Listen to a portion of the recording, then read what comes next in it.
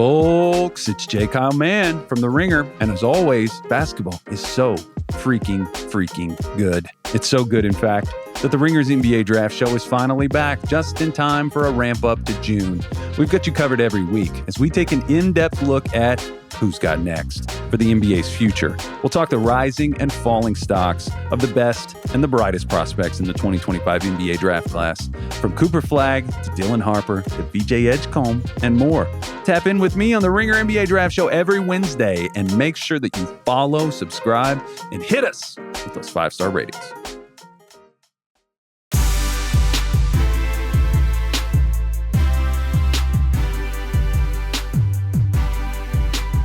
Welcome to the Ringer Fantasy Football Show. My name is Danny Heifetz, and I'm joined by Danny Kelly and Craig Horlbeck. And today we are going over tight ends because it's June. So everyone's just like, let's rank tight ends, right, Craig? Yeah, people love tight end talk. June 2nd. Yeah.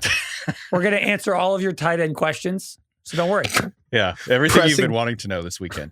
Pressing tight end questions. But first, I will say something very personal happened to me, which is I didn't think that the Eagles could have a better year and the Giants a worse year than the Eagles winning the Super Bowl and then the tush push staying unbanned. But now Saquon Barkley has graced the cover of Madden, and honestly, best decision Madden's made in years is they just put the reverse hurdle on the cover of Madden. Yeah, directly. Smart. Which is well earned. Yeah, I feel like every year it should just be like a screenshot of the coolest, most famous play of the year before. Like, well, you know what's funny? It's not a screenshot. They restaged it. They actually had him. I think they put him on a wire and they had him jump over a guy dressed as the Jaguars guy. Also, ultimate loser is this poor guy that he jumped over, who will just be that's on not that him in the forever. photo, right? It's an actor doing that. Who did he jump over? Jerry and Jones on the Imagine Jaguars. if they called Jerry and were like, "Hey, we're going to try to recreate this. Can you come back? Are you available? $50K. Yeah. I'd be like, I might do that. I'd probably do it. Yeah. Did you guys, there has been a video that's going around. Obviously, this came out a long time ago, like near when the hurdle happened, but I was rewatching it the other day. It's so good. It's basically like someone from in the stands, like a fan, videotaping the sidelines as he did this. Yeah. And it like you can barely see him. It's like Saquon's kind of in the background. You can kind of see his head like go up. And then the entire sideline just goes, what? Like, you know, the international symbol for like, holy fuck, when you put your hands over your ears. Like so many people on the sideline were just like, no, oh my God. Do you think that is, so I guess that motion is not a learned experience, is it? Like, why does everyone do that naturally? Oh, I don't know. It probably is a little bit. You probably saw something crazy and you cover your head. You're probably like, oh my God. Yeah, I guess it probably started with like protecting yourself from something crazy that could potentially harm you. I think those types of movements are all, I think they're partially cultural, partially like instinctive or whatever. Yeah. Like, I think it's funny, Surrender Cobra being like an international experience for every sport is really funny. Like, are we nervous that Saquon's on the cover? McCaffrey was on it last year. Yeah, how could you not be nervous? Of course this is a 25-year thing. Right. Like Saquon, is it though? Like Josh Allen was the year before that. He was fine. He had a great year. Yeah, but it's also a running back who got. I think Mahomes was on it with Brady the year before that. And Mahomes won the Super Bowl. So, well, they put two people on. I don't know. I mean, Saquon got 450 touches last year, so it's one of those like if he gets hurt, Madden curse, and if he doesn't get hurt, you're dumb for believing in the Madden hurt curse. I think that's how it goes. I believe. Probably terrible news. Would you, Craig, if they wanted to put you on the cover of Madden, would you do it? Yeah, for sure. Come on, you can't turn that down. Yeah, curse. He's not superstitious. He's just a little stitious. Yeah. Other news that happened, Frank Ragnow, the center for the Lions, retired, which, big deal for the Lions. I mean, I don't think they're totally shocked by this, but DK, I think Frank Ragnow has actually been, pretty underrated player. I mean, when it comes to centers aren't exactly the most talked about position in football. Jason Kelce really took up all the oxygen there. Yeah, that's true. If there's gonna be any centers talked about, it's gonna be. Is there a wider gap between importance and fame at the football I don't think than so. center? Maybe kickers. Yeah, I don't know. They're always swapping kickers every year, like you said. Like logs. Nate Tice tweeted this the other day, or today actually, after Ragnow retired. Since 2022, excluding garbage time, the Lions offense with Ragnow on the field, third in success rate, first in EPA per play. When he's not on the field, 23rd in success rate, 12th in EPA per play. So he's obviously, there's a lot of variables in there, but very important player to the team. I think center is another, like you said, Craig, it's very important. People don't talk about it a ton, but like just the communication on the offensive line, the actual snap, the blocking, protecting the middle of the pocket. Obviously, having a good pocket is super important. That's the mind meld game with the quarterback, calling out protections and things like that, having the relationship with Jared Goff. He's only 29 years old. Just been banged up like crazy. It's like a 2-3 year All-Pro, I believe. His retirement note, Ragnar's retirement note was also very not PR. It didn't feel like a PR person wrote it. He literally just wrote, these past couple months have been very trying. I've come to the realization that my football journey is ending and I'm officially retiring from the NFL. I've tried to convince myself that I'm feeling good, but I'm not. And it's time to prioritize my health and my family's future. I've given this team everything I have, and I thought I had more to give, but the reality is I simply don't. I thought that was just very honest. There was like no bullshit to that whatsoever. I almost posted the exact same message after I saw Steph Curry at the Benson Boone concert. I almost called it quits that day. That was it. I was really close. That was a tough day for me. It's been a tough week, really, since I've seen it. But we're trying to get through it. I'm kind of like staying close to my family. Please respect my privacy. Do you have any idea what he's talking about? I have no idea what he's talking about. I don't. I know, who Benson Boone is. Yeah, vaguely. Does he have the song? Yeah, totally. Yeah, he has the song "Beautiful Things" and he does the flips. He's the little flippy guy. Oh, he sang something at the Grammys or the country music. He's the one who's like, stay. Yeah, Beautiful Things. Yeah. He's from Monroe, Washington. Don't care where he's from. Is famous for one thing and one thing only. Well, I guess two now, besides being where Benson Boone is from. There's a prison there. Oh, well, you know what? We should put him in it. Benson. He is the next. Put him in it. What the fuck is happening? He is the next generation. He is the Imagine Dragons of this current era. And Steph Curry liking Benson Boone is a huge red flag for me, for his legacy. I'm not sure he's a Hall of Famer anymore. That's tough. Yeah. It's a problem. It's a big problem, but we're getting through it. Anyway, he does flips. That's his thing. He flips. Noted. All right, cool. All right. Well, sorry to Frank Ragnow and Benson Boone. Lions went from having an elite offensive line to now it's like good. I know. There's average. a lot of questions with I'm worried about the Lions, man. Lions now, yeah. It's like if they go like 9-8 this year, or even, I don't know, 10-7, it's just, the NFL is crazy how quickly things can open and close. Penei Sewell is still a top 2 right tackle, and then Taylor Deckers a perfectly like above average left tackle. But now the middle is you have Graham Glasgow, who I guess he's a guard. He probably has to play center now. I mean, Christian Mahogany, the most fake sounding player of all the fake sounding players. A 6th round pick is left guard. Books. Yeah, it does. It sounds like an alias for Ron Burgundy. Yeah, it sounds like it's something Steph Curry would like say his hotel room is under Christian Mahogany when he goes to the Benson Boone concert. That's like the fake name. The hardest wood you can find out there. Oh my God. Well, they did draft Tate Ratledge. Another fake ass sounding name, Tate Ratledge. And when you look at him, you're like, there's no way this guy's real. He's got a thick ass mullet out of Georgia. He's got the Benson Boone hair, honestly. Can he do flips? He We'll probably see. can. He probably can.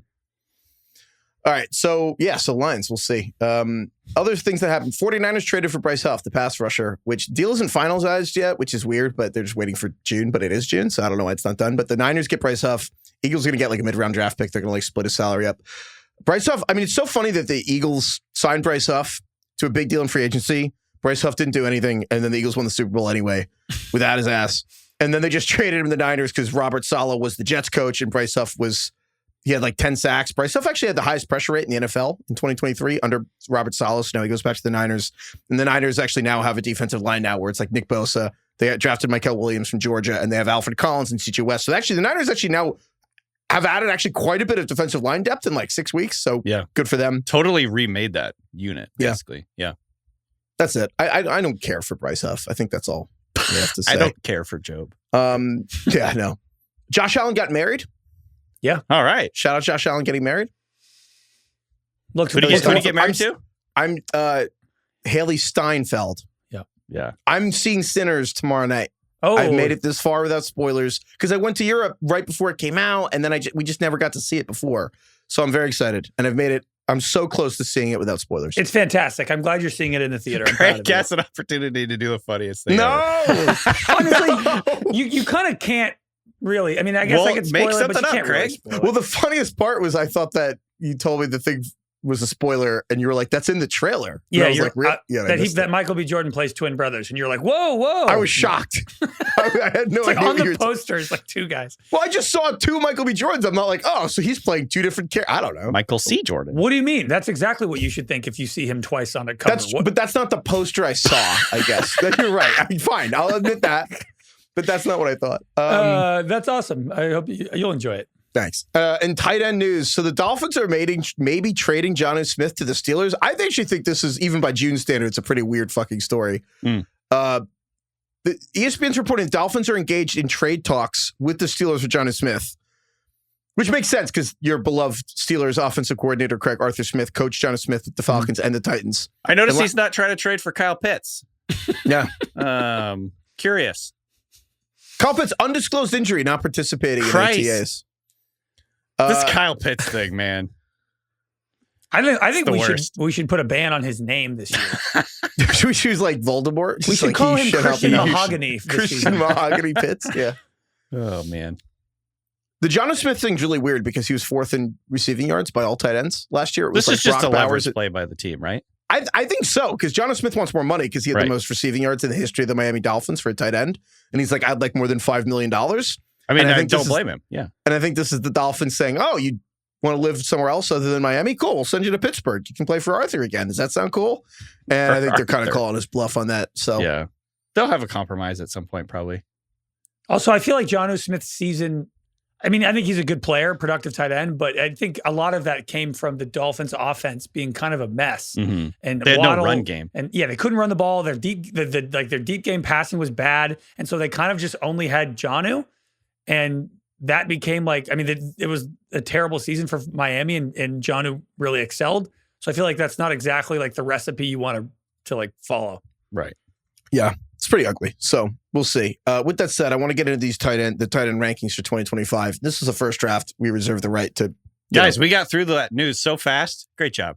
Yeah. Well, I mean, nothing's happening. It's June. True. We have like Madden cover. Maybe Jonnu Smith is traded.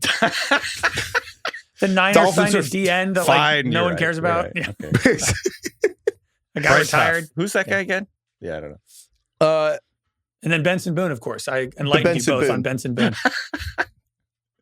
Honestly, Benson Boone is probably more famous than Bryce Huff by like orders of magnitude. So we probably prioritized that correctly. Yeah, not even close. Okay. Tight end 2025. Before we get in, we have a bunch of categories here, but I want to start with this. DK, we've been joking about this for 10 years or 20 years, or I don't know how long people have been annoyed with tight end, but is tight end fixed? Yes or no? We said it last year and it wasn't. So no. Oh, okay. That was easy. I think it's not only is it not fixed, I think this is a terrible season for tight ends. This is awful. I hate all of these guys. I like 2. I like Brock Bowers and Trey McBride after that. Maybe George Kittle. After that, I'm like, I don't want any of these guys. I don't think I've ever been more interested in making sure I get one of the top 3 tight ends than this year. Because when you get to like 6 through 12, I think it's pretty brutal and you're throwing darts. Yeah, I agree that I don't have a ton of interest in drafting a tight end. I don't want to say you're just going to like take one at the end of the draft then? I feel pretty comfortable taking the last tight end in the draft and just kind of admitting defeat. But that, I mean, honestly, that goes right into the category for me where we start just who's the hardest player to rank? Who's the hardest player to rank at the position? I actually put Brock Bowers. No amount of high is too high. Not because Brock Bowers I think is easily the number 1 tight end. I think literally every fantasy platform will have the top 2 tight ends be Brock Bowers and Trey McBride from Arizona. If you want to switch them, you can if you want. But I don't know where to put Brock Bowers among the other players because I feel like, frankly, the only reason to not have Brock Bowers as a first rounder is because you're afraid that he just won't do it again and you look stupid, right, DK? Like Brock Bowers probably should be a fringe first round pick. Right. And I think people are afraid new coach, new system, new OC, new quarterback, and maybe the target rate and everything will get all kind of off kilter. So I think that would be the fear, is that what we saw in year 1 was awesome, but he's not going to top that, I guess, is the fear. But I don't know, honestly, like he's so good that I'd be willing to take him into first round. I think there's the positional value relative to the rest of the position that we were talking about, like Kelce for a very long time, right? Like he was the guy that you just like reached for because he's so much better in the fantasy world than everyone else. But yeah, I'm willing to risk it. But again, because of Kyle Pitts, bleep that. Because of Christian Mahogany, we almost undersold that Brock Bowers was like this otherworldly prospect coming in. And frankly, the only reason he didn't have as much hype was just because he hurt his ankle late in his season, so we didn't see him a ton for the year entering the draft year. But then last year, Brock Bowers, so he finishes the season with 112 catches for 1,200 yards, which, to put that in perspective, Sam Laporta had the record for most catches by a tight end in a season. Sam Laporta had 86. And then the next year, Brock Bowers had 112. He was third among all players. Yeah, he broke the record for catches by a rookie tight end by 26 catches. And he just straight up had third most catches. He was like a few catches shy of the most ever in his season, basically, I think. Yeah. Or like, he had the most catches for any rookie ever, right? Yeah, he broke Puka Nakua's record for receivers, tight ends, everything. Like, this is one of the best rookie seasons in the history of the NFL. He broke Mike Ditka's record for most yards by a rookie tight end, which is cheating because Mike Ditka did it in 12 games. But regardless, that record stood for like 60 years. The two players last year who had more catches than Brock Bowers. I don't even know if I realized this until just right now. Two players had more catches than him. Jamar Chase, Amon-Ra St. Brown. So that's kind of the point where you're like, he plays tight end. Imagine if you could play Jamar Chase or Amon-Ra at tight end, and that's kind of what we're talking about, Brock Bowers. And that's why I'm saying he's the hardest player to rank, because honestly, it comes down to, are you going to take him sixth? That just sounds scary. Especially for a second-year player. You're like, wow, this is really this is all happening so fast. Yeah, he did it one time, and frankly, it's just, you're afraid to do it. But if you were just like, well, yeah, better quarterback, he'll probably get better, right? And also, you could argue he should have more touchdowns because the team sucked. He only had 5. If he scores 12 touchdowns, you should probably take him fourth. Yeah, I mean, he did all this catching passes from Gardner Minshew and Aiden O'Connell with the worst run offense of all time. I mean, like, there really wasn't anything else other than rookie Brock Bowers last year, and he still managed to do this. So I agree with you. I'm like, I have him outside, like, I don't know, early second round, but like, to be honest, we should probably move him up. Once you get past like Brian Thomas and Justin Jefferson, like the 6th, 7th pick in the first round, I'm kind of like, yeah, that's fine with me, I think. So we have him at fantasyfootball.theringer.com. We have our initial rankings up. We have him 15th. And frankly, I think that's honestly his floor. Like, I think if you get him 15th, you might be thrilled. We basically have the elite tier of receivers ahead of him. That's basically what we kind of decided on first pass, was not just obviously CeeDee Lamb and Justin Jefferson and Amon-Ra, the new guys, Brian Thomas Jr., Malik Neighbors, Nico Collins, who is per game great, but, has missing games, Puka Nacua.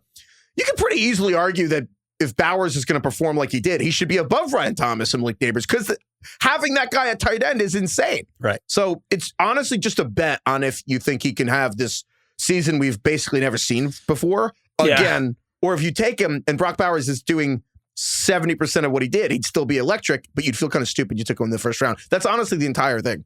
He just needs the touchdowns. I mean, on a per game basis last year, he was the 22nd highest scoring player if you include all wide receivers and tight ends. He was 22nd. Which is good, but that's obviously not what you want if you're thinking about drafting him 8th overall. He basically needs to have like 8+ touchdowns, which I do think is possible with Geno and the new Raiders offense. Mm-hmm. So to button this up, where should we don't have to make this change right now, but should we move him from 15? Should he be He should probably be like 8th? 10 or 12. Yeah. I feel like Genty is weirdly the line. Like, would you take Ashton Genty or Brock Bowers first in your league? I feel like you'd still take Genty. It's kind of weird we're taking Genty over Bowers. When is the last time? I don't think it's wrong. I just think it's funny. Dude, when's the last time 2 Raiders were in the top 12? I know, right? Fantasy? It's Pete Carroll. The vibes are different now. Geno, it is different. Yeah. All right, we'll have to figure out where we put Bowers, but we got to move him up. Yeah. Maybe the 13th. I think I'm the reason he's low. Well, actually, Craig and I have him right around the same. If you're in an auction draft, it's going to be tough. It's going to be Bowers, McBride, and then everybody else. Again, maybe Kittle is kind of that I think third. So it's going to be very expensive if you want to get these guys. I'm jumping around, but we might as well, because I feel like Bowers and McBride, those are the 2 6 to midnight players as well. Mm. Like McBride is the 6 to midnight player, right? I mean, McBride 1 catch behind Bowers last year. He had 111 catches.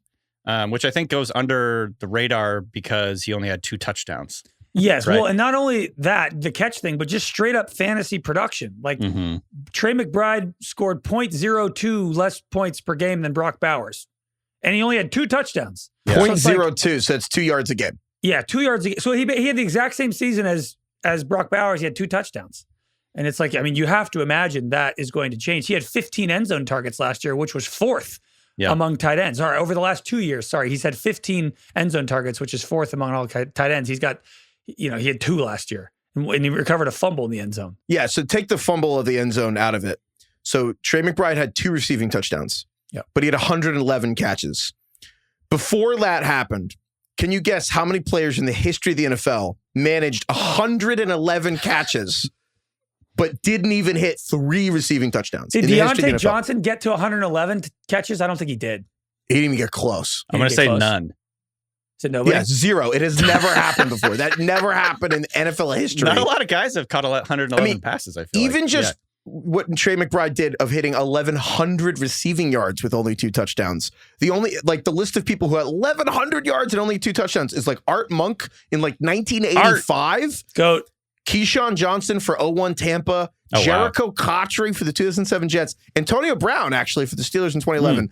Bobby Trees for the 2019 Rams, and Trey McBride last year. So that's it is genuinely almost impossible to play as well as Trey McBride did last year without scoring more. So he's kind of the epitome of like, he'll go from 2 touchdowns to 12. Yeah. But that's kind of going to be baked into his price. And that's what Craig's saying with the auction draft thing, where it's like he's going to be top 30 player bare minimum, but realistically, you're paying the gas of just no one wants to be stuck with the schmucks at tight end otherwise. So spare yourself the headache and get Trey McBride, basically. Yeah, I think so too. It's also just fun to have a really good tight end in fantasy. It's like having a good quarterback. Like you can make a receiver, you can cobble together receivers and running backs. If you have a great tight end and a great quarterback, you feel easy every morning waking up on Sunday. It's just like Tuesdays are shitty enough when the weather gets cold. Yeah, and like you're like, do I add Cole Kmet or Noah Fant? It's like, yeah, it's like shoot me. And you already have like emails you got to respond to when it's getting cold, and like you're taking winter stuff out of storage, and on top of that you got to stream a tight end. Like who wants to deal with that? Can I ask you guys a question? This isn't necessarily like related exactly to this category, but next year, is there any player that you could even see being in this category? Like next year, like the guy that we all are just we're gonna have to bonk about next year. That's not Bowers or McBride. If it's anybody, who do you think it would be? Like Loveland, maybe? I mean, I guess you could say one of the 2 rookies. Yeah. But yeah, I mean, I think Colson Loveland's a really easy answer. I mean, to Chicago. Like the guy that we're going to be way too excited about at this time. Imagine if the Colts are good. Like, just imagine a world where Tyler Warren, if Anthony Richardson is actually good. Tyler Warren would be on there. It's hard to say anybody else other than the 2 rookies, just because we haven't seen them yet. Everybody else, we have like somewhat of a sense. I mean, I can imagine Tucker Kraft. Yeah, there's some sleepers later that might be in this category, but yeah, it's not many options, DK. You're right. Okay, so DK, who's your hardest player to rank? Mine's Bowers, just because I don't know where to put him, but who is your hardest tight end to rank? I think TJ Hawkinson from the Vikings is tough because, this is the same issue that we have basically with Justin Jefferson. We had this conversation a few weeks back where it's basically we trust the talent. We think he's a good player, but there's just so many question marks about this offense. What's it going to look like under JJ McCarthy? Are they going to be super run heavy to try and protect their young quarterback? Just exactly how are the target hierarchies going to kind of break down? Because obviously Justin Jefferson is going to be the big time number 1 there. Jordan Addison quietly is like still an ascending player, very good number 2 receiver. And I think there's a strong chance he's the number 2 in this offense. And then, then Hawkinson coming off of an injury, I think he'll be 100% healthy this year, but I just think there's a lot of question marks, and he's not cheap. You know what I mean? You have to get him 5th, 6th round if you want to kind of like go for Hawkinson. So I think there's just a lot of question marks, and it makes it tough to figure out what his actual ceiling might be. Or I guess what's his most likely outcome? What do you guys think? I know Heifetz, Hawkinson is your guy, and I agree that I am into him this year, but I also agree with you, DK. The price tag, I think, because of what we've been saying about it's really the top, it's Kittle, McBride, and it's Bowers. And then it gets thin pretty quick that I think, unfortunately, Hawkinson has now just by default become like kind of the 4th or 5th tight end off the board with him and Laporta. Mm-hmm. And at that level, you're like, oh, it might still be a good pick, but it's no longer like a really cheap, great deal. It's kind of become like something you got to pay for a little bit more than you wanted to, I think. I totally agree. I'm already crushed by this because Hawkinson was, if you could, I think when we talked about this 4 months ago, I was like, Hawkinson's going to be my biggest sleeper coming into the year. And he's just not a sleeper because he's the epitome of the year after the year after the injury. He's like too expensive to be a sleeper. Yeah. Yeah. It's like he tore his ACL on Christmas Eve of 2023 and he came back in week 9. It didn't look the same for a month. And then in December, I'm watching the Vikings and I'm like, this guy's back. Yep. And that happens with athletes. But to Craig's point, there's no discount. Like it's not it's so unfortunately, it's just the default tight end 4. I agree. I like Hawkinson a lot, but I was kind of envisioning getting Hawkinson in like, I don't know, the 75th or 85th pick and like walking away like it was a steal. And I'm a little crushed that he's like a top 50 player. My guy, the guy I've had trouble ranking is David Njoku, tight end for the Browns. It's a good call. I just don't know what to do because what do you do with that whole offense? First of all, exactly. I'm like, not only is the quarterback situation out of control, Njoku himself has had such an interesting career. He's quietly 29 years old, and this is going to be his 9th season in the NFL. And he was like a true late bloomer. And then he has like these like pockets. Craig, he was drafted before you worked at the Ringer. That's how long David Njoku. This is his 9th year? 9th season for David Njoku. There's no way that's correct. Yeah. And I'm like, he has these like months where he is like a fantasy league winner. Like at the end of 2023 with Flacco, he was the number 1 tight end in fantasy for 5 weeks. But then outside of that, he's kind of just like your random waiver wire tight end. And so I'm like, I don't know. Flacco's on the Browns again, but there's also Shador and Kenny Pickett. He's not going to start the whole year. Dylan Gabriel. And I'm like, I just like don't know what's going on with Cleveland. I think Njoku's talented. I don't know what to do with him because last year he was the 5th best tight end in fantasy. Yeah. Craig, you're so right on this. It's really impossible to know what to do with Njoku because just looking back, I don't have the stats on this in front of me, but just thinking back on when he really went off with Joe Flacco, it was like a lot of screen game stuff. They were dumping it off to him and he was making hay in the screen game. And guess who they picked up in the draft this year? Harold Fannin, who's like a run after the catch, sort of move tight end type of guy. It's just interesting, I guess, number of variables here that make it very hard to predict exactly what his role is going to be. Are they going to bring in Fannin? Are they going to bring in one of their running backs and use him in the screen game instead? Like, is Njoku really the best guy for that? There's a million questions I have about this. I love Fannin, but I do not think Fannin is a thing for 2025. Well, probably Njoku's not. Probably contract not, voids after this year. So I think that Fannin's kind of like, if they don't bring Njoku back next season, that's like, I think that's a team drafting a year ahead. But Njoku, I think you're right about the month at a time, Craig. Njoku has those flashes where you're like, oh, he is my always banned word for DK, like he is as athletic as any tight end in the NFL, David Njoku. So athletic. But I think we need, I think so I might fucking get athletic. So fucking athletic. Look at him. It's fast. I just think I want to be more comfortable this fantasy year being like, I don't want anyone on that team. Yeah. And I don't think I want anyone on the Cleveland Browns whose owner, Jimmy Haslam, clearly just was like, I know you just took Dylan Gabriel, but we're also going to take Shedeur Sanders. And the fact that the owner's already meddling in the quarterback decision in April. And I'm like, I don't know, how many years in a row do you need to like look at the Cleveland Browns and be like, well, maybe. And I'm like, no, I just don't want to participate in this team. And if like I lose my fantasy championship because I underrated the Cleveland Browns, like so be it. I will live that life. He's just a little bit of a fantasy cockroach, and that like it doesn't like he's really quite good under terrible circumstances. Like he's already been fucking great with Joe Flacco. So I'm like, usually I always try to look for like you want to make sure the offensive environment is strong. You want to make sure he doesn't have a lot of target competition. You want a competent quarterback. And Njoku kind of has none of those all the time, and he still is just awesome for like 2 months every year. So that's why he's impossible to rank for me. Would you rather? That's true. I mean, would you rather have David Njoku or Evan Engram, who's on the Broncos now with Sean Payton? That's a good question. Off the top of my head, I guess I would lean Engram because of all the talk about him being the Joker. Even though, again, I've basically sworn off. Which, to be clear, the Joker. I'm sick of that fucking term. I know. I agree. You should be. You should be. I agree. When you say Evan Engram's everyone the Joker, on the fucking offense is a Joker.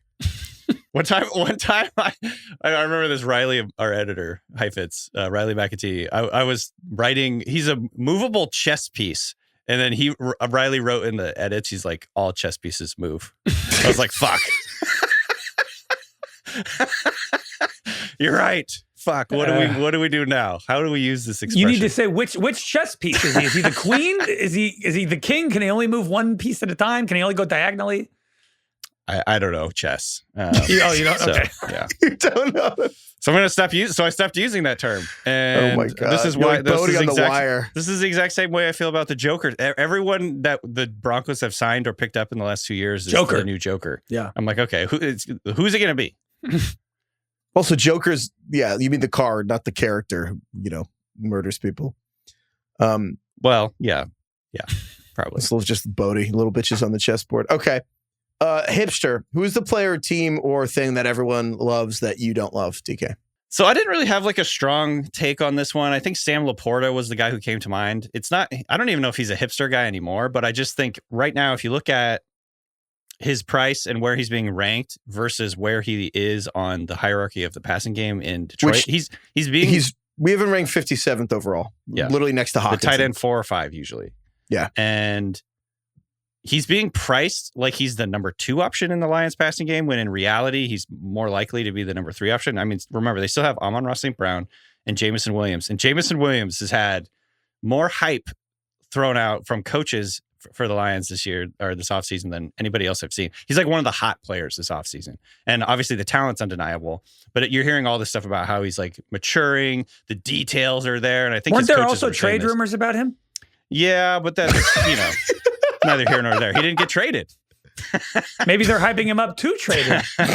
Pump and dump. The classic pump and dump. Yeah. But regardless, last year, Laporta was 3rd on the team in target rate, 16% target rate. Amon-Ra 27%, JMO 17.4.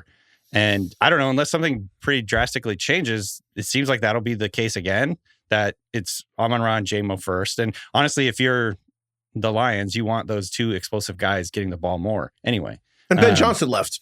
And Ben Johnson left. Ben I don't know, Johnson there's just I feel like Laporta is again being priced where closer to like his ceiling than like where his it's because there's no one else. Is. Yeah. Like it's just a weird year. After the top 3, there's I love no Laporta, one else. For the record, I think he's a really good player. I'm just talking purely fantasy. Hate the ADP, not the player. We can hate some players. What are you talking about? Well, I do hate some players. Yeah, Jalen Waddle, I hate. Personally. Dude, Christian Mahogany? My God.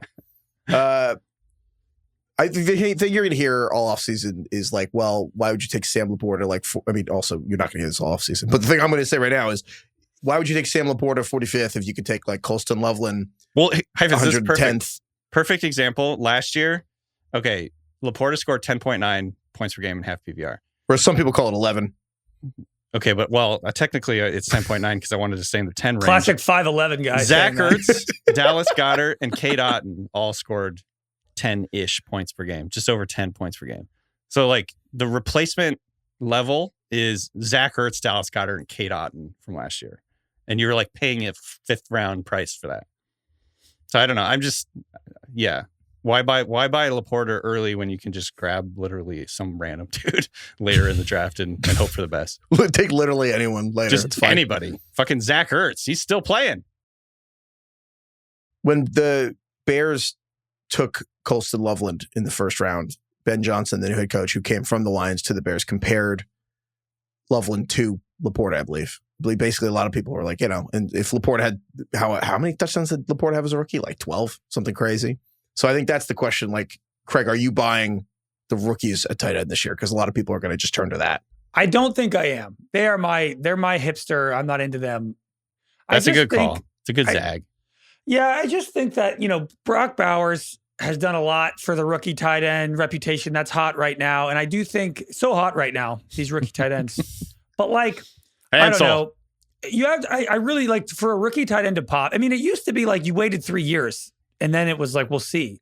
And now you wait till they're on their second team. Yeah. And now it's like, all right, it needs to happen immediately. And I look at the environments and I'm like, okay, but Brock Bowers had a wasteland of competition around him. They couldn't run the ball. I mean, the quarterbacks weren't great, but they weren't like running quarterbacks. They were guys who were just dropping back and throwing to Bowers over and over. Even with Laporta, he was in like the most ideal offensive efficient situation of ever. It was pretty much Amon-Ra, and then it was him. You look at guys, it's like Loveland. I know these guys were both top 15 picks in the first round, but Loveland has a ton of competition. I mean, not only at receiver, but at his own position. I mean, Colt Kmet is still there. There's you have DJ Moore and Roma Dunze and Luther Burden, and there's just a lot going on there. Who's going to be the Joker? There's so many jokers. You have a handful Who's going to of be jokers. the movable chess piece? There's all too many jokers. You can't win with just jokers. All chess pieces move. It's so funny. I was like a little pedantic, but God damn it, you're right. And then Tyler Warren, I'm like, all right, Anthony Richardson is throwing to him.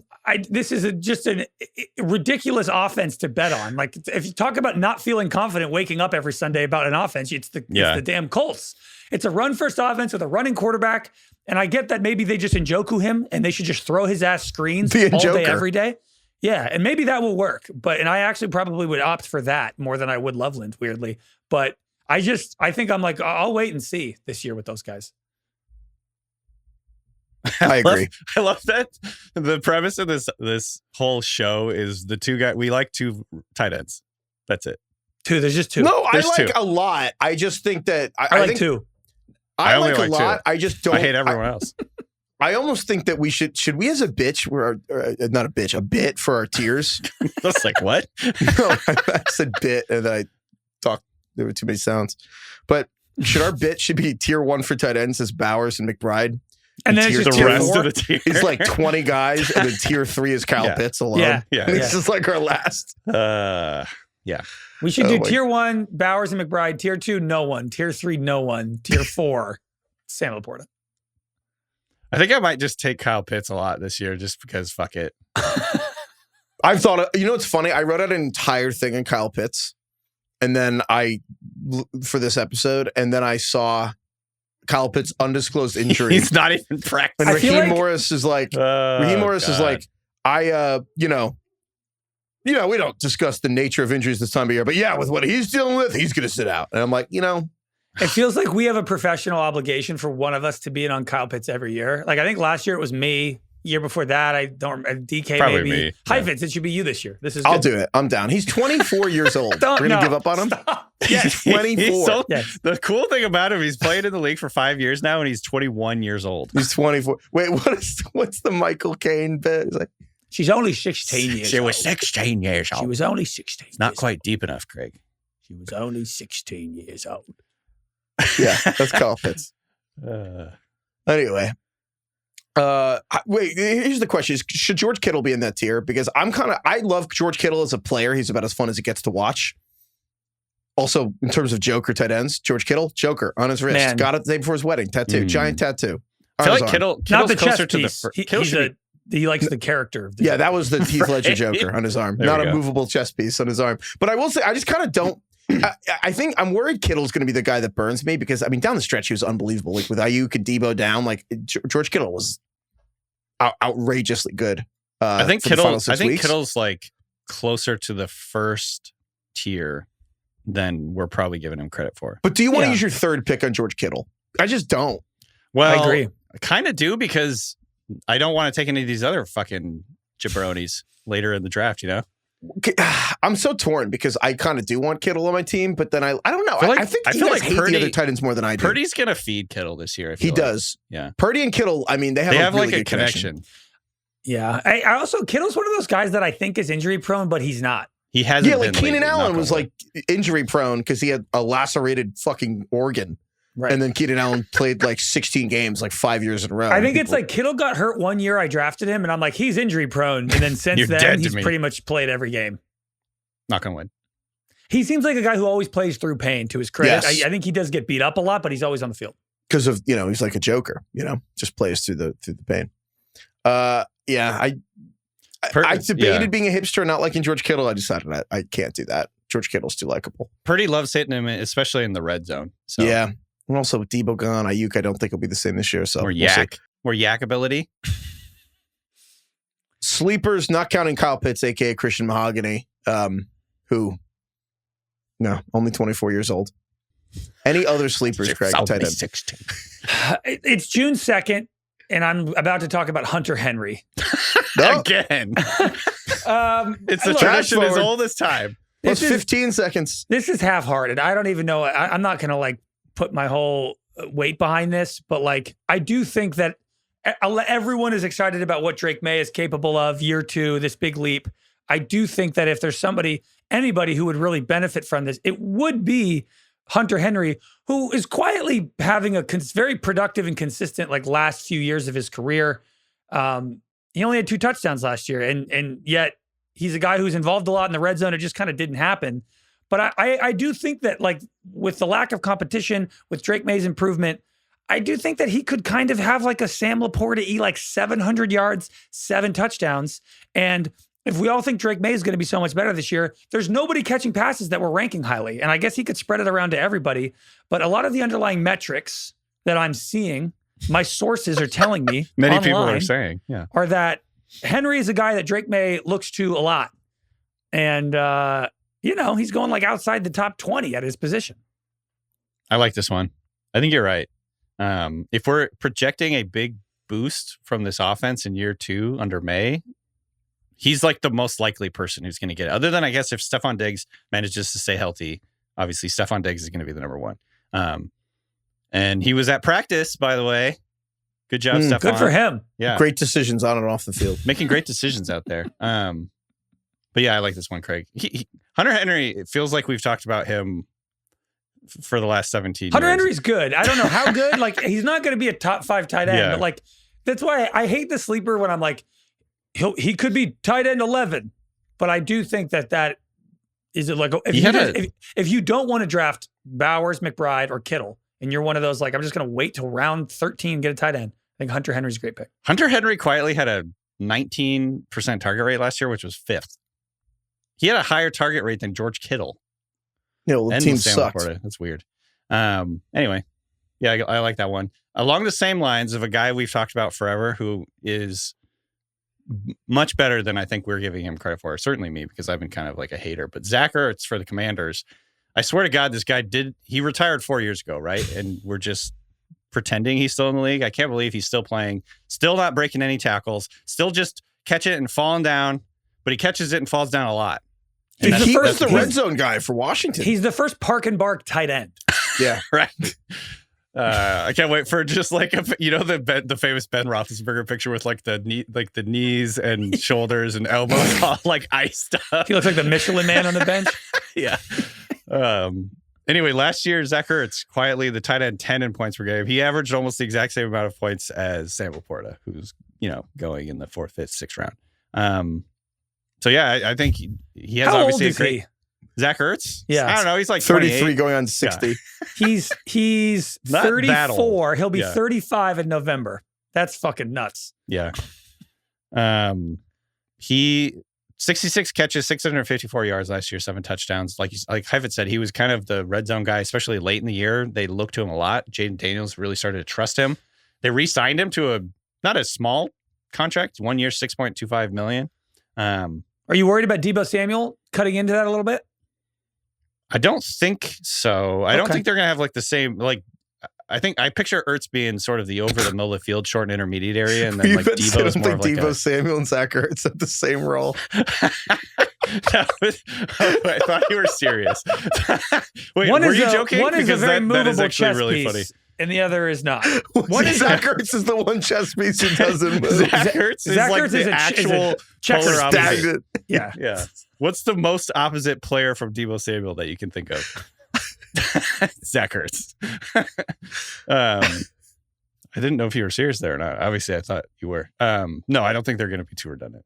Is there a Twitter account dedicated to Deebo Samuel not breaking tackles? No, I think it's Deebo he has one Samuel dedicated to breaking tackles.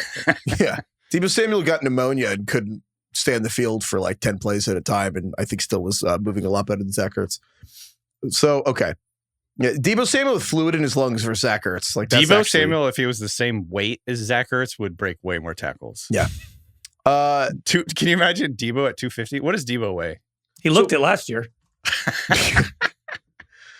So that's, I mean, we're going to do receivers probably He's next listed week. 215. I'm going to tell you right now, Debo's going to be a big sleeper for me because everyone makes the Debo fat jokes right now, even though Debo literally had pneumonia during the season. And that's just like an auto, like, I'm going to just see what happens there. I'm going to just give me Cliff Kingsbury, Jaden Daniels, Debo, and Deebo Samuel without pneumonia. And I'm just going to like run to the bank with that one and see if you get like a top 10 receiver out of Debo. All right. Do you guys want a smart take for me on sleeper or a stupid sleeper? Like one that won't work or one that will? How do you guys feel about 35-year-old Taysom Hill coming off an ACL tear? I feel great. I mean, he might play quarterback.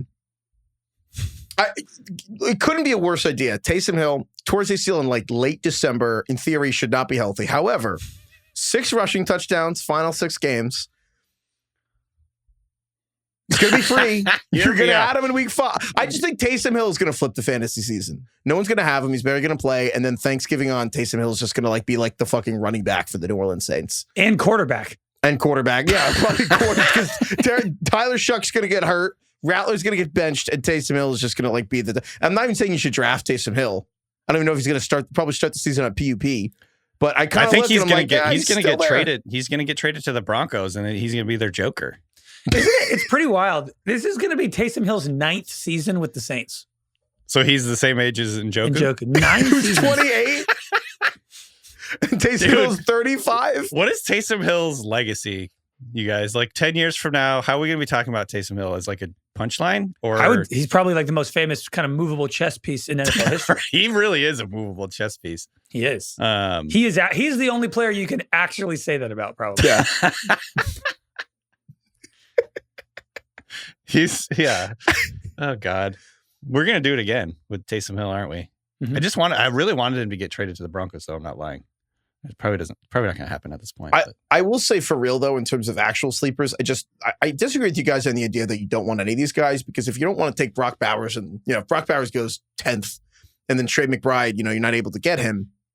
Then you have George Kittle, Sam Laporta, Hawkinson, Mark Andrews. That's 6. And then, Jonnu Smith is probably going to be taken pretty high. Njoku. And then, by the time you're to the 9th spot, I don't mind, Evan Engram on the Broncos with Sean Payton, where they signed Evan Engram, who, 1 year ago had the second most catches for a tight end ever in a season. I know that's a different situation now. But I don't know. Tucker Kraft for the Packers. I don't mind getting one of those guys as your tight end. We haven't even talked about Travis Kelce. You know what I mean? I think Travis Kelce is my Ricky Bobby pick of first or last. I'm just going to go for a title, or because Kelce is the guy to me where. Is he first or last, or is he the opposite? Or is he just the definition of mid? Well, I don't know. I'm torn because he's not going to be first. He obviously Or Kelce could be dust. You kind of thought that he was going to retire. Honestly, if the Chiefs had won that game, you think Kelce's going to retire. However, I remember he had 117 yards versus the Texans in the playoffs. And I remember Kelce had 130-yard catch. And I remember thinking I'll never see him run that fast ever again. Remember the Super Bowl? His over-under for speed in the Super Bowl, Kelce was up 14.5 miles an hour. Yeah. So we had Craig run on a treadmill to see if Craig could hit 14 miles an hour. Too. You did. In jeans. Did you hit it? I got there. No, Craig the treadmill. Craig ran it. Craig can definitely run faster than me. The treadmill maxed out at a lower speed. I couldn't get there. But you maxed out at 12, right? 12. Okay, so here's the thing though. It's the HR meme of the hot guy points, and it's yeah, and then the ugly guy points. It's when Trey McBride has 110 catches for 2 touchdowns, it's regression. Travis Kelce had 97 catches last year and just 3 touchdowns. You're making some good points. So I don't know. With him, I worry though they're just not going to play him that much during the season. Yeah, no, that's obviously the fear. My counter would be we're bitching, and then you're we're talking about getting Travis Kelce as your tight end with the 100th pick. Are you fucking kidding me? Yeah, that's fair. I like that. Sounds fine to me. Or you can go take for Travis Kelce or Ramondre Stevenson. Those two cannot be next to one another. Is that right? They're relatively close. I'd rather have Travis Kelce. Okay. So that's all. It's not as bad as you think. I want to throw out another deep sleeper for you while we're on sleepers. You didn't like my sleeper, Travis Kelce? my deep cut, most famous player in the world. I forgot. Yeah, I forgot about him. Brenton Strange. Go out and get some Strange. You know what I mean? In the last round of your draft. This is nothing. This is not. Don't spend a high pick on this guy. What an elevator pitch. However, this guy sucks. Don't take him. I imagine I run into Steven Spielberg in an elevator and he's like, "Hey, do you have any ideas?" I'm like, "This is nothing." But I just don't want to be the Brenton Strange guy. Okay, I don't want you guys to start calling me the Brenton Strange. I think DK, you're the Brenton Strange guy. Trevor Lawrence last 2 seasons, and obviously part of this was due to the fact they had Evan Ingram, but he had a 26% target rate to tight ends, which is 5th most among all quarterbacks. Okay. And I think quarterbacks either throw over the middle of the field, they throw their tight ends, or they're really not likely to do so. And so I think Trevor Lawrence, if anything, is willing to do that. I think Brenton Strange, good athlete. Waiting for Heifetz to I mean, I'm just going to let people decide on their own at this point. He's a good athlete. And looks like he's going to be, he has a chance to be the number 3 option in this Jags offense in terms of the passing game. Once you get that deep at tight end, like none of these guys are really standing out that much. But once you start talking yourself into the guy who has a chance to be the number 3 option on the Jags, now pounce. Gets you going. You never know, though, DK. Do you like him out of college? He was okay. Athletic. God damn it. I want a running list of the non-athletic tight ends. Zach Ertz. There's a lot of non-athletic tight ends. It's usually all the thick white guys, right? Who else? Zach Ertz, Jake Ferguson, Dalton Schultz. Who else? Who else is athletic? No, who else is not that athletic? Oh. Well, here's my point. Dalton Schultz cannot be considered. Look at the tight ends in fantasy that score a lot of points. None of them are not athletic. How about that? But also the bad ones are also athletic. No, incorrect. Is that right? Chiriboga is not athletic? Well, he just can't catch. He has bricks for hands. It's kind of Heifetz's point, though. He's athletic, but he can't catch. He's not skilled. I think you guys are still completely missing the point. The top tight ends in fantasy, the top tight ends in fantasy they're almost exclusively super athletic relative to the rest of the tight ends, who are also on a global scale athletic, but not in a relative scale to the rest of the top tight ends in fantasy. It's really not that complicated, guys. You're making it sound like it's complicated. I think super athletes. I think it's a bell curve where I think sometimes there are tight ends who are so athletic they're bad. Like Chiriboga is like a freak athlete, but he's bad because he like can't do any of the nuances that you need to be a tight end.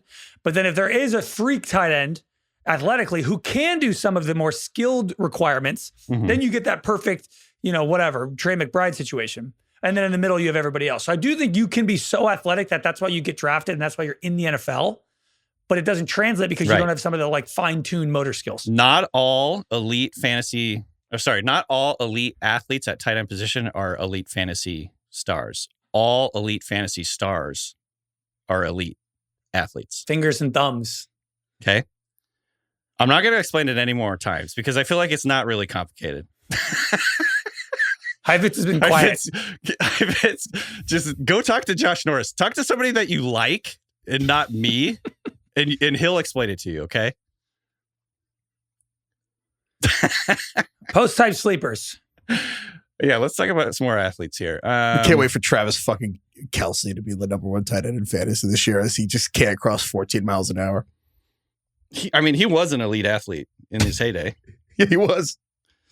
He's a little slow now, but it's not 100%. Just don't make bets on slow turds out there. You just recommended Zach Ertz.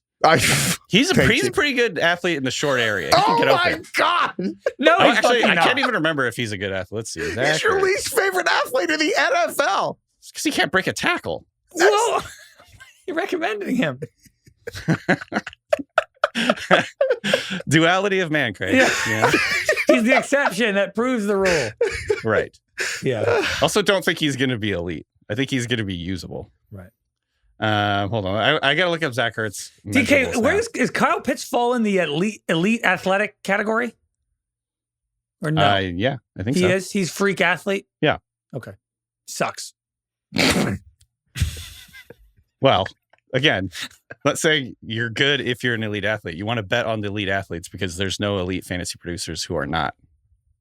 Get it? Except Zach Ertz. No. Yeah, I'm just like, no, I've been so good. I've been so disappointed. You're like objectively wrong for the record. I don't think you understand what I'm trying to say. What I'm trying to say is we know we want elite athletes.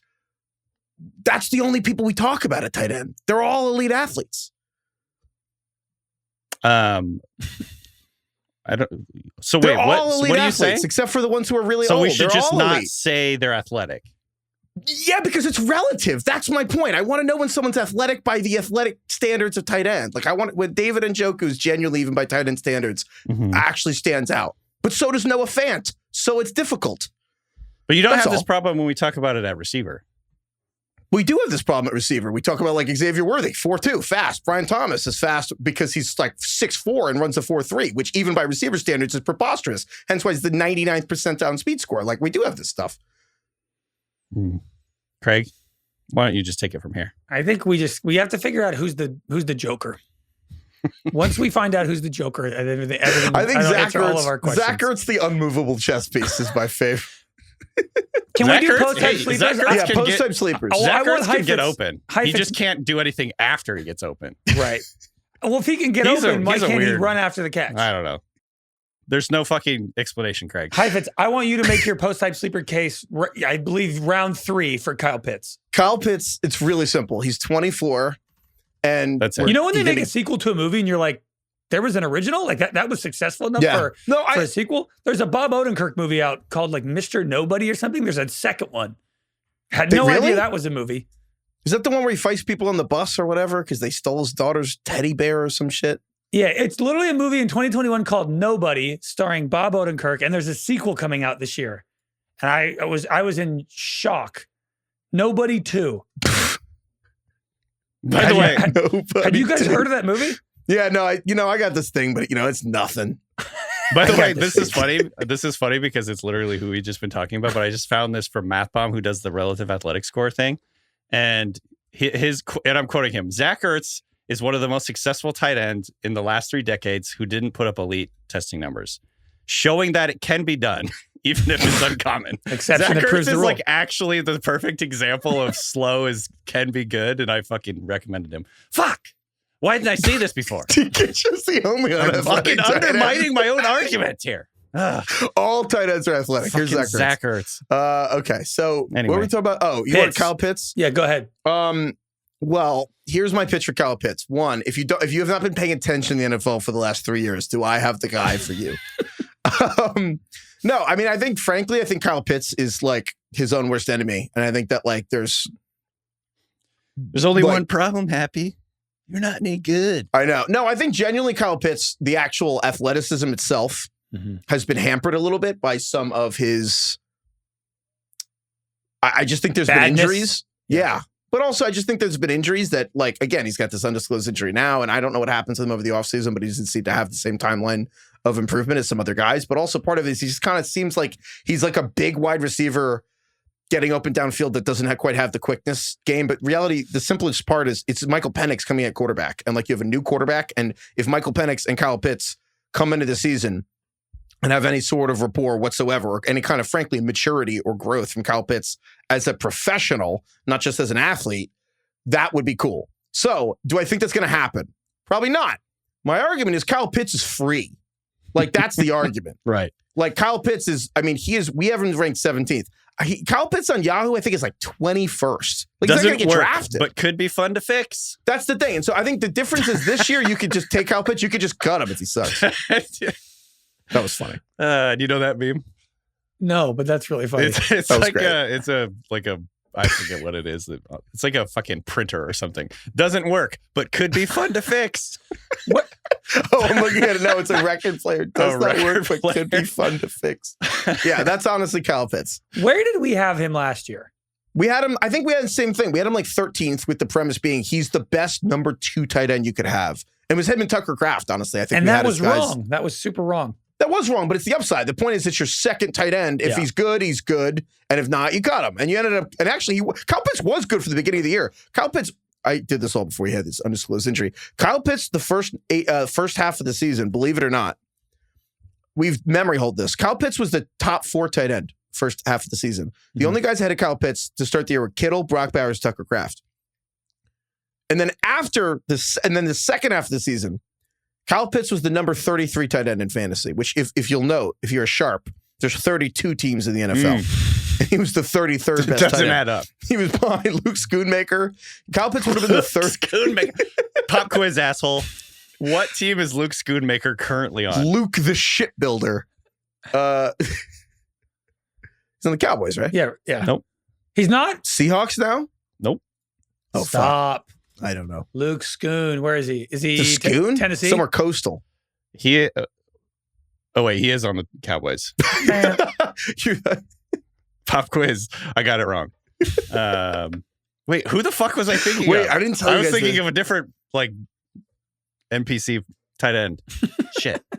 I'll figure it out. AJ Barner, because he also outperformed Kyle Pitts of the second half of last Did season. he? Are you serious? You said pop quiz. I failed. Did I tell you guys when I was at the Monte Carlo? I've never seen this. I was playing blackjack. Oh, you know who I was thinking of? Jake Briningstool. Who? Briningstool. I've never heard of that person. I've never heard of that person. That's a person. Allegedly. When I was at the Monte Carlo, I was playing blackjack. And this guy, the dealer has like a 19 or whatever. And, he like gives you the chips, you win. And he's like taking them away. And he takes away this guy's chips. And the guy's like, dude, I had a 19. And the dealer's like, no, like it's a push. I keep my chips. And the dealer's like, no, you didn't. And he had taken the cards.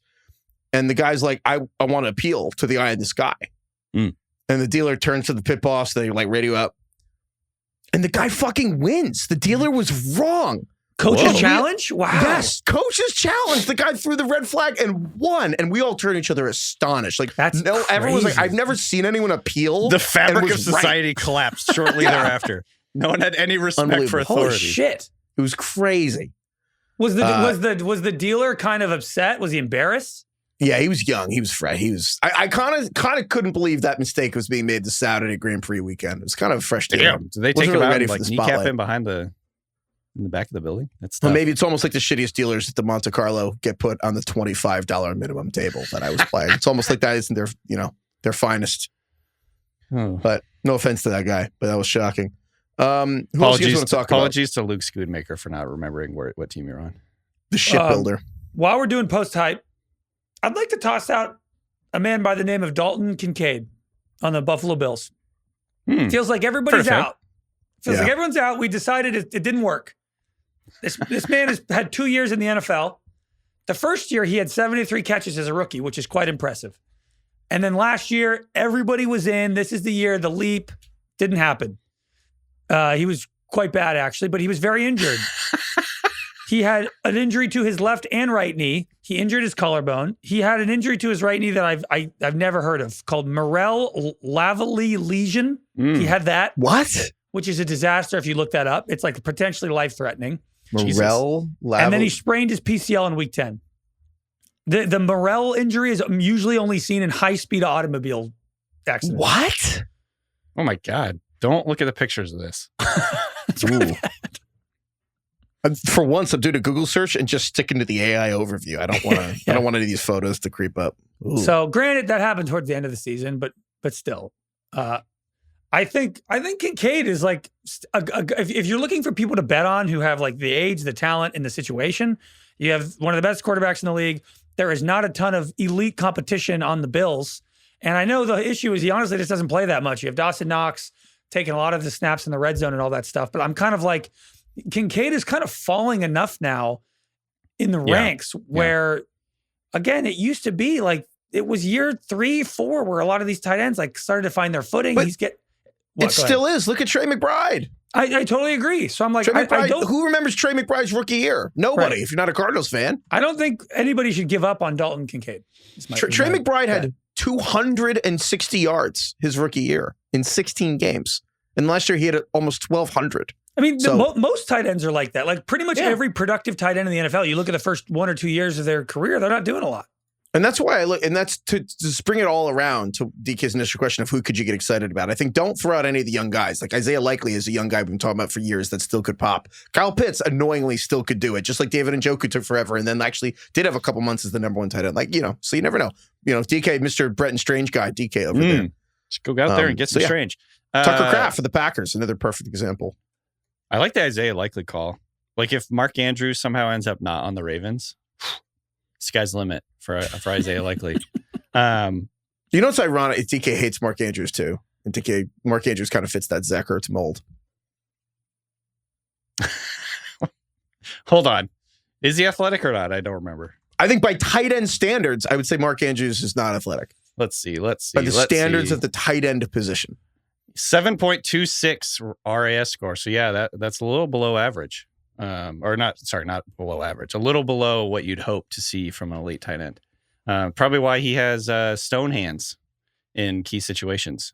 That's actually, maybe this is why I hate him. Anyway, I think it's the drops because you've said it a lot. well, it's I don't think drops- specifically volleyball. I don't think setting. drops are related to the relative Athleticism, I athletic agree. score. Yeah. I would venture to say that sometimes people who are so athletic might have trouble catching passes. Do you remember when DK said They're too fast. Do you remember Honestly. when DK dropped in a random like week 11 episode or something that he's like, I think the off-season version of me would hate the in-season version? you remember when he said that? severed yourself? Yeah, DK like he's like, I would hate the version of me that gives off-season takes in season. Do you remember when he said that? No, I don't. remember. He said that. I filed that shit away. Like DK would lose it's a good his take. mind if I was like, Mark good take. Andrews is unathletic because he can't catch. In season DK, severed in season DK is awesome. Yeah. Oh my god! Is that the take push this year? Is like that we listen to like our severed selves from we record a severed episode and run it in the middle of the season. Dude, we give a lot of takes. Think about the sheer volumes of them are just not very good. Shoot or shoot, you know? Yeah. Speaking of that, post type sleeper, Jake Ferguson, Sure. the guy who's another on the super athletic guy. I really should have vetted my choices here better. Jake Ferguson relative athletic score. Let's see here. Ooh, not even gonna say it. It's not good. 6.7 out of 10. Buzz's girlfriend. Woof. I'm just not gonna talk anymore on this episode. Just leave me alone. You're like, anyway, let me pitch you another 28-year-old white tight end. Isaac Kisla. Let's talk about him. He's changing to tight end. Anyway. Yeah. Slow white guy. Yeah. Dak Prescott loves to throw to Can tight he ends. catch though? That's my pitch. I'm not saying he's going to be elite. I'm saying he might be usable every once in a while. He was Right. a tight end 9 2 years ago. Last year, injuries. He had an MCL injury, got a concussion. Dak got hurt. It's not a good situation. So could be on the comeback here. Could be the post-type sleeper that you're looking for. Any Probably other not- people you probably want to not hit, 'cause he's slow DK? as shit. You want to hit Dalton Schultz or anybody? Yeah. No. No one's okay. No. Cade Otton, Mason Taylor, any other guys? I you're like really the Dalton into? Kincaid one. I'm going to co-opt that one. I like Kincaid. Daniel Bellinger. Freiermuth. Mm. Theo Johnson? Heifetz, tell me about Theo. I think So Freiermuth really has got a athletic. little bit of wiggle to him. Freiermuth has a little bit. Yeah, a little bit of wiggle is a perfect way to explain. He's got a little. It's a little wiggle there. He's not on the Jake Ferguson. He's above Jake Ferguson in athleticism to me. You know what? This is why we're talking about these guys in minute 66. All right. We're not talking about them early in the show. Yeah. All right. Continue. No, that's it. No, Dallas Goedert, your guy Dallas Goedert. Whew. He's good. He could break tackles. I like when DK goes, whew. It's such Dallas a Dallas dad Goedert thing. is my guy. When he, Guess what his RAS was? did you say 9. RAS? RAS? With a RAS? soft S? Oh, okay. Like a Z. RAS? What is it? RAS or RAS? Well, you should pronounce it Raz. RAS. Why don't you say Raspberry. relative athletic score? Because you're pronouncing an acronym on a podcast. Yeah, nobody that's knows fine. what that is. I even think yak is debatable. I think you might, Yak is Oh, awful. come on. I Everyone think knows you should yak. say yards after. Everyone does not know catch. yak. Everyone knows yak. If That's you a listen to a Twitter fucking bubble fantasy thing. football podcast, It's a Twitter bubble thing to be like, Text you don't your know dad. yak? Text your dad No. right now. Say, what's yak? Fucking do that. Do that. My dad All right. listens to the show. If you think my dad knows what yak is, All right, since I guess that's the cutoff. If our dads know what it means, Should we all text our dads right now? yes. yeah, what's yak? I mean, Are we saying like as a football term or no? I said, do you know what yak stands for? So we're not there's providing 0% context. chance. No. My dad doesn't know how to Google that. Did you see? There's a video. Oh, there were guys Googling Google, and then he goes to Google after Get the Googling it. fuck out. So good. It's just like it's an endless loop. Just What a is feedback Google? loop. Okay. My dad has read the message. Stand Oh, by. he's wait, leaving really? you Oh. on red? No, Oh he my just read God. it. Oh, he just texted me yards after catch. Hell yeah. Wow. Stud. Hell Stud. yeah. Ted. Huge. Don't worry, my dad's gonna save us. All right. You guys want to do some I'm still emails? waiting to. I'll let you know. What is it? You guys want to do some emails? Any other tight ends you trying to shout out? I mean, what are you guys doing with Mark Andrews? Speaking of. I honestly might take him just because hold everyone on. else is out. My dad just replied, yards after catch usually, but for a running back, yards after contact. Fucking Whoa. nose ball.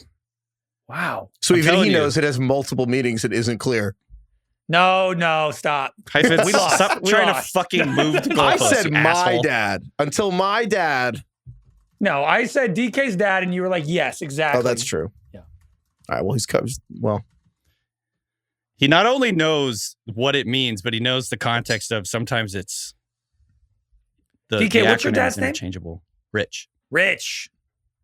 Fucking Stud. nose ball. Rich Kelly. He goes, were you having a brain cramp or just testing me? I'm testing you. I like brain cramp. brain cramp is good. Not a phrase you hear every day. No. Brain fart? Brain cramp? Brain Can fart. your brain cramp? Brain fart is a term, right? Yeah. Okay. That's Brain ironic. Sounds That's ironic. weird not when you say it, though. Brain cramp is good. That actually Right. makes more sense. A brain fart, like farting is not necessarily like something that impedes you, right? Like a cramp. You can't run with a cramp. You could run through a fart. Sometimes it propels you. Yeah. All right. All right. Emails? Anyways, Mark Andrews. What? do you think? Drafting him? I love the Mark Andrews, Jake Ferguson, Zach Ertz trio after the insistence you did athleticism. Just either very unathletic white guys or dudes that just actually can't catch. And DK's like, what do we think? I'm not advocating that you draft Mark Andrews for the record.